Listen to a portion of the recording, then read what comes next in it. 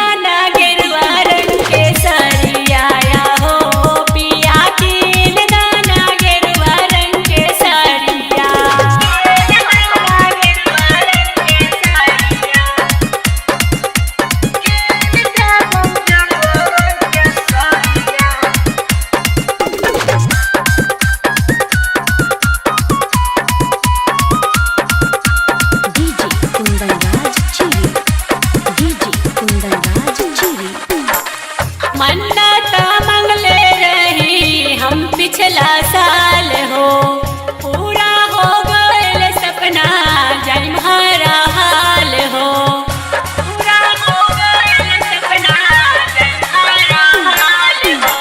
जाई के तैयारी कला बाबा के दुआर हो, धर दे हम गिरवी खेतवा ले ले उधार हो। अर्जुन सुनील दीवाना जाई देवा घर नागरिया हो, पिया कीन दाना गेरुआ रंग के साड़िया। आगे धान कीन देव गेरुआ रंग के साड़िया। Shivangi recording studio Rajgir.